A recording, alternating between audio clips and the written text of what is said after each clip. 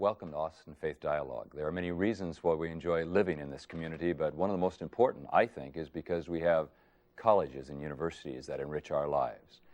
On this Austin Faith Dialogue program, we're going to talk to a couple people who work on the college community and with the students. Stay with us on Austin Faith Dialogue. Austin Faith Dialogue, at the crossroads of religion and life.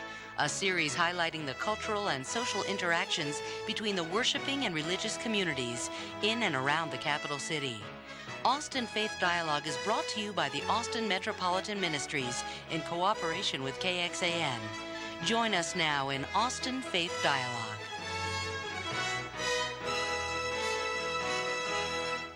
For many of us in the Austin community, the University of Texas or St. Ed's or Concordia or Houston-Tillotson or Austin Community College are important to us because of a variety of different reasons. But one of the reasons Austin Faith Dialogue wants to talk with you, the viewer, about college communities is because we believe there are some very important things that happen on the college campus with students and their growth in faith. On Austin Faith Dialogue today, we have with us two folks who are participating in the campus ministry. We have Margot Sack with us from the Hillel Foundation, and we have Craig Summer from Lutheran Campus Ministry. Welcome to our program. Well, thank you. Thanks for being here. This is going to be fun. We're going to have a good time. We want you to relax and enjoy it and talk to us about what's happening on the college campus and what's going on with students on the college campus. A big impact in the Austin community, what goes on in colleges, and the Hillel Foundation is something that maybe some of our viewers don't know much about. So Margot, tell us about that.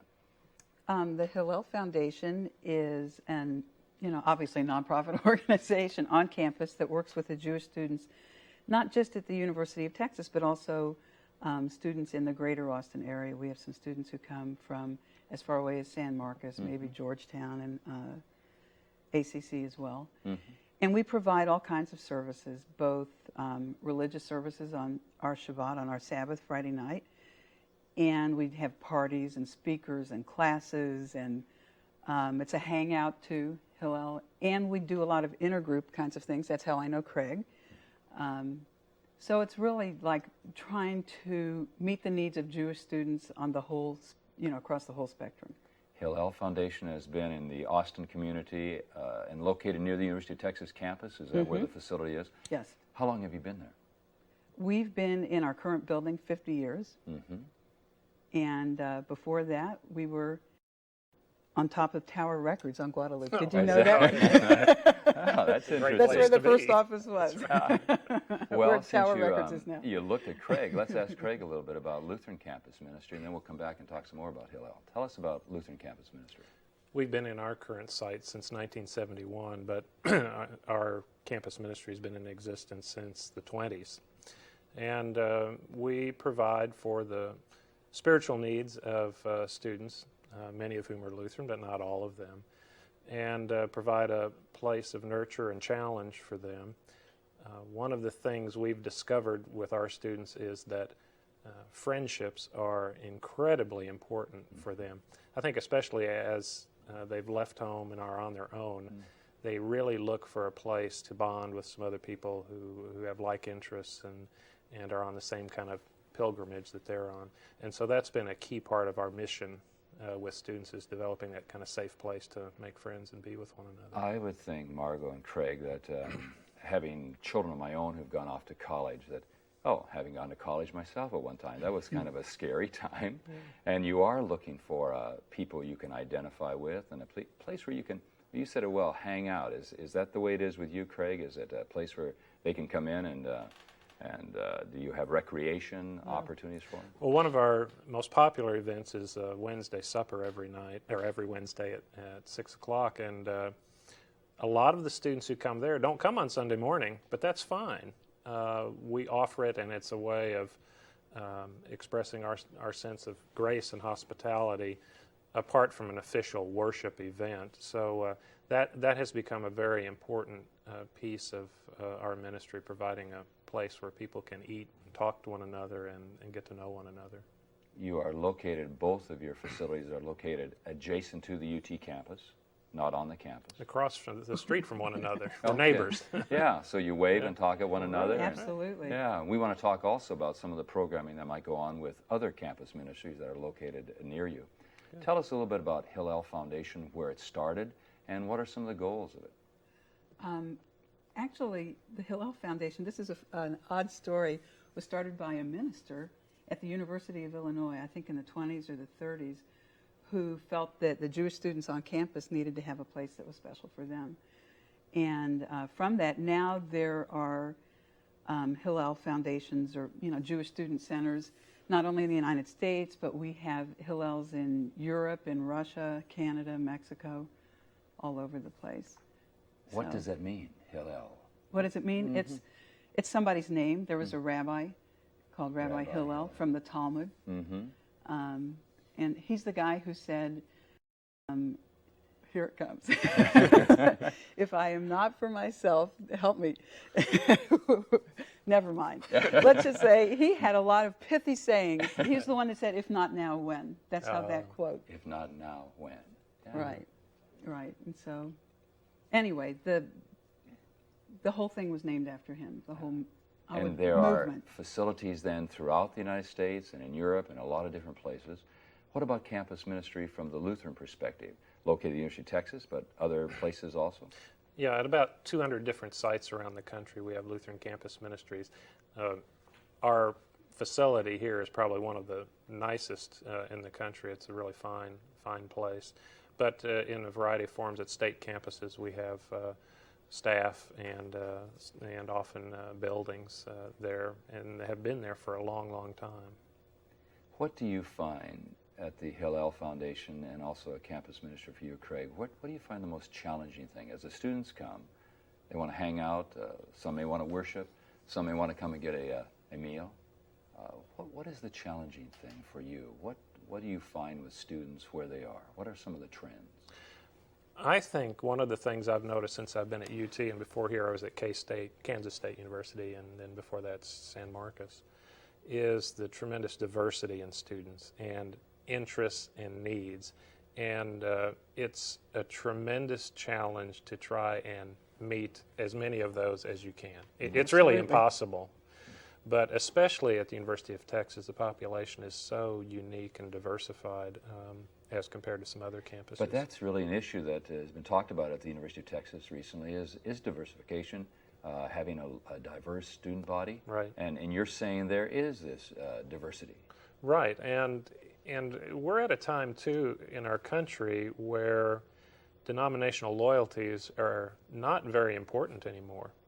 And so in some ways to be called Lutheran campus ministry is a detriment because students, it seems as if, aren't looking to affiliate with a particular denominational group, or I don't know how that works out in the Jewish community, but That's exactly what I want to ask. Yeah. Okay, Margo, because as Take it, Craig was Margo. saying this, Well- because it was started by a minister at the University of Illinois Right. who sensed that the students there, the Jewish students, needed a place of their own type of thing. How about that? How does that work out? Is Craig on target there, or is it different when you're Well, dealing with your...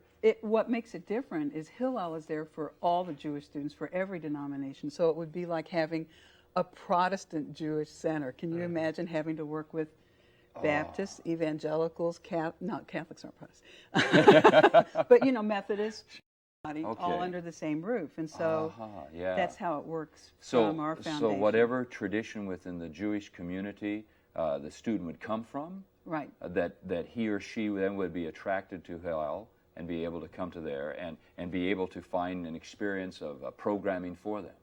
Right. As an example, on Friday nights, we have 3 services that happen at the same time, one Orthodox, one Reform, and one Conservative. Ah, interesting. And then afterwards, they all come together for dinner. But what I hear, something very exciting, is that you're affirming all of those traditions and saying that this is absolutely. all a part of who we are.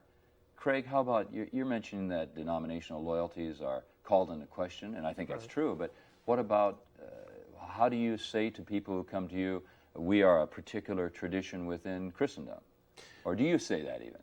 Well, I think if they come to worship, it becomes apparent that we have a particular point of view. you know. So it's not as if we're hiding anything, but I think our students know and are encouraged to invite anybody and everybody, and I think the way we present ourselves, I mean, I don't talk about Martin Luther on Sunday morning. That's one thing I don't do, usually. That's right. But it's an interesting mix. Students bring their friends who are Pentecostal, who are nothing, who you know, come from a variety of traditions, and we don't even ask those questions anymore. You know, other than just coming up in conversation. Right.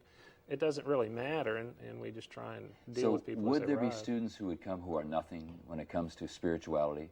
Who are there really... are some who are real dry sponges, you know. Yeah. That's the way I describe it. They're like just, you know, they just had no experience. I remember working once with a young couple who their parents had made a conscious decision never to expose them to anything religious, but to leave that up to them and their decision when they got to be adults. Well, when they got to be adults, they decided they wanted to affiliate, and so they came, and it was like they knew nothing about anything religious, you know, right, so it was really starting from a blank slate. I want to pick that up in a little bit, Mark. Go ahead. Well, what I was going to say, when you mentioned earlier, the difference is, I think most Jewish students come on campus knowing they're Jewish. Yeah. Mm-hmm. You know, so that's a difference. Right. So my challenge then becomes how to reach each of them where they're at with their own Jewish identity. Mm-hmm. So there's always going to be, and I'm sure you have this too, this core group of students, they hit campus, man, they're coming to the Lutheran Center, they're coming to Hillel, you know, they're going to find it. There's this other group that really don't want to have anything to do with a spiritual or a religious organization. But that huge group in the middle, the question is, how do you reach out to them? One of the things that we've done is we have a full-time staff person who does outreach on campus, meaning she goes out and does programs in the dorms and some of the fraternities and sororities and places like that. And then reaches out in that way to those who have not found their way over to the foundation office. Right. And be able to say that we are here, and if you're interested, and we're going to deal with some issues that might be interesting to you. Right. Craig, any outreach like that? Yeah, I mean, we train our leaders always to be doing that. We have several whose specific job is contacting, making some personal invitations to students. So I think everybody does that. It's just critical. And I guess one thing I wanted to tag on is that there is this wide spectrum of students within Christendom as well. Right. And we probably don't appeal to the more evangelical or fundamentalist Christians, which there are many at UT. And I think students sniff out what kind of group you are, and some are looking for one thing and others another. And we have taken a stand on some issues. For example, we have an affirmation of welcome to gay and lesbian students and want them to know that they're free to come to our place and be a part. Let's talk about some of those ways that you go about doing that, and also some of the ways you do ecumenical work on the campus and with the students. We invite you to stay with us on Austin Faith Dialogue. We're going to take a little break, and then we're going to visit some more with Craig and with Margot. Thanks for being with us on Austin Faith Dialogue.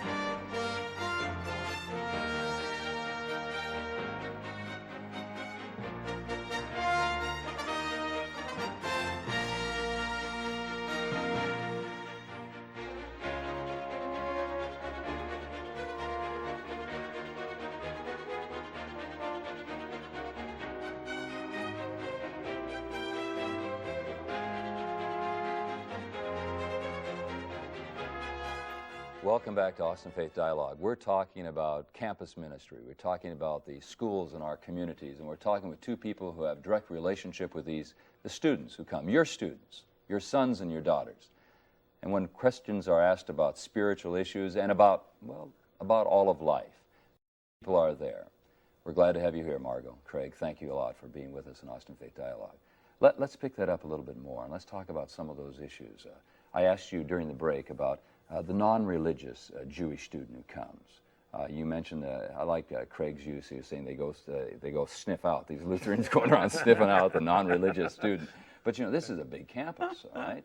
You're talking about what, 50,000 students or something like that. So you've got a lot of people out there. You do programming. You offer worship, you mentioned, but you do other kind of program to possibly let people know that you're a presence near the campus. What is some of the programming that you do? I would say that I want to mention the Israel Block Party we did last year, because that was a good example of really involving the whole community. We transformed the alley in back of Hillel into a street in Israel, and there were about 3,000 participants who came. Is there a Lutheran Campus Ministry, Hillel? Do you guys, you're right next to each other? Is that right? We're across the street. Across the street. So University Baptist Church is right in back of us, and they were instrumental in allowing us to use that alley as well. That's great. Do you know Quacks? I saw somebody with a Quacks bush over there. Captain Quackenbush's coffee house is back there. So we had to get permission from all of the, merchants and from one of the big dorms. Well, it's an alley. So, but what we did is we set it up so there was a sound stage with a big Israeli band. We had, what else? We had an information fair. We had, Israeli dancing. We had a coffee house. Just all kinds of crazy stuff. As you look back upon it, it was successful, yeah. right? A good experience. What was the greatest thing that came out of that block party? Well, I think really getting to know our neighbors was a big part of that, I think we had better than 200 students volunteering to put the thing together. So a lot of it is just really, in preparation of it, you build community just by putting a program together. On our campus, we have a lot of Jewish students who are very interested in Israel-related topics, who've been to Israel. So we do a lot of our programming around that. Craig, what about you? Something similar that you're doing? You mentioned the meal that you have. Who cooks the meal? Do people come in and do that type of thing? No, I'm the head chef as well. You're the chef. Yeah, I cook. He's a darn good cook, too. He is. Yes, Margot's he coming is. to your rescue there. Yeah, isn't that sweet of her to say that? And you offer this on a Wednesday night? Yeah, during the fall and spring semesters. But what I might mention, Carl, is some of the other things we do jointly. And this organization that we both belong to is the Community of University Ministers. David Minnick at University Methodist is the president of that. And we have a progressive dinner each fall where we go from center to center. And like one year we had an Israeli salad at Hillel, and we had main course at our place and dessert at the Catholic Center. What did you all have as your main course? I want to, you can't. Oh. Hamburgers, right? Burgers. Yeah. Burger, And oh. veggie And burgers. veggie burgers. Veggie Of burger. course. Oh, yes, right. That's right. We had to be a little careful on the dietary things there, but Kosher hamburgers. yeah, I guess so. Yeah. That's right. That is So- ecumenical, then, isn't it? Yeah.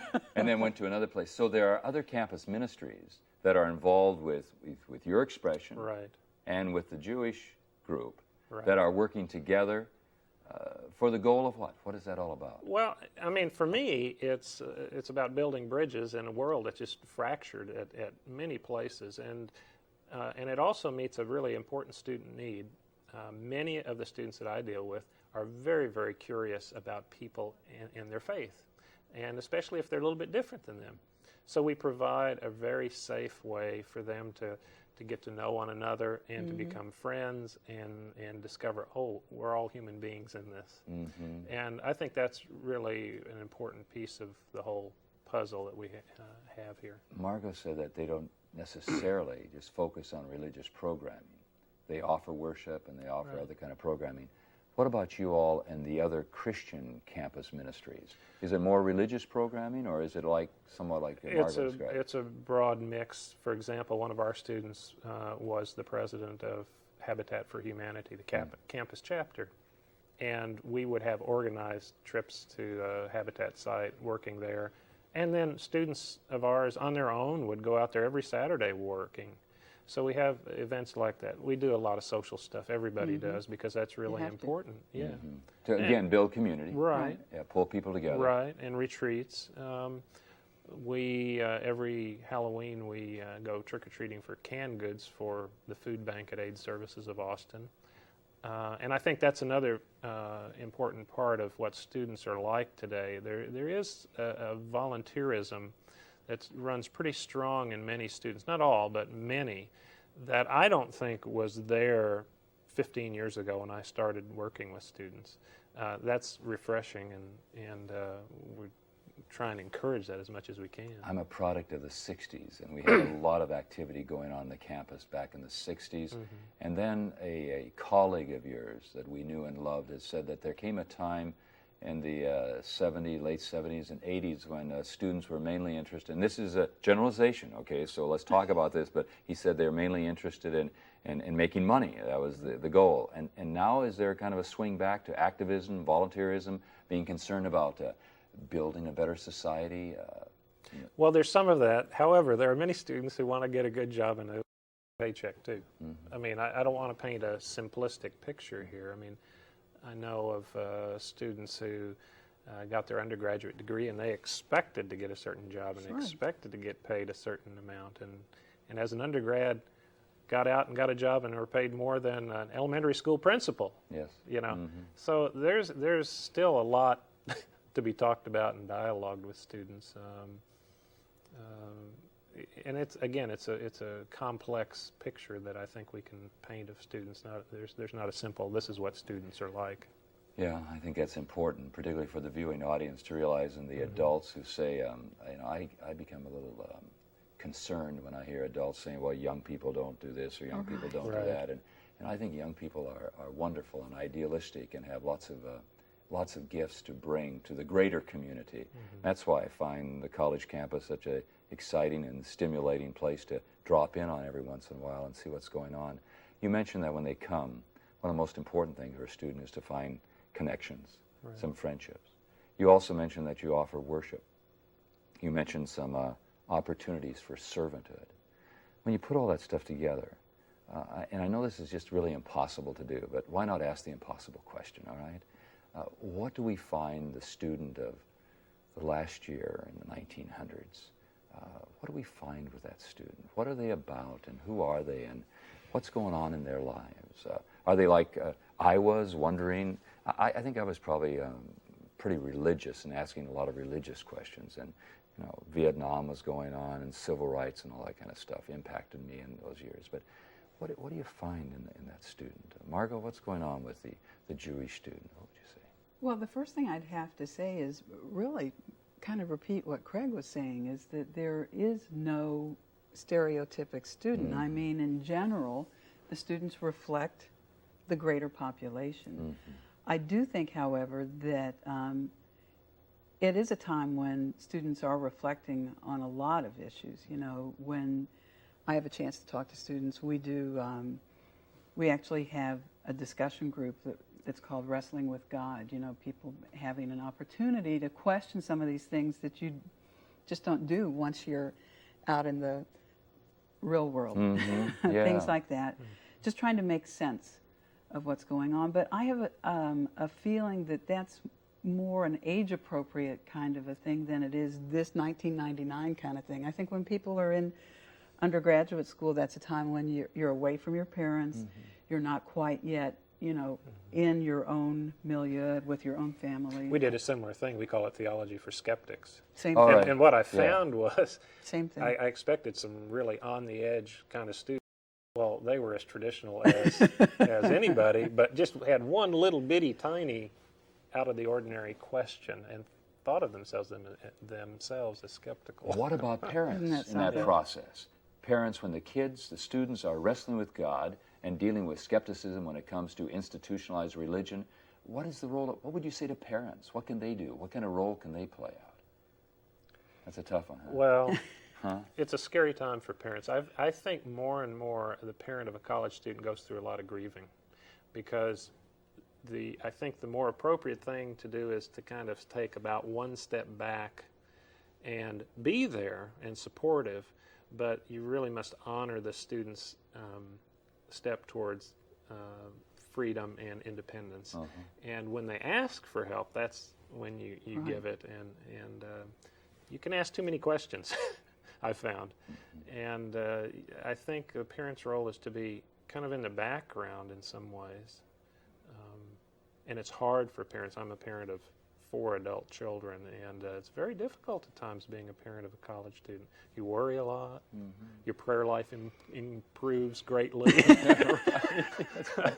And maybe that's something to say to parents, is remember to pray a lot. That's right. Well, because so much of it is out of your control anymore.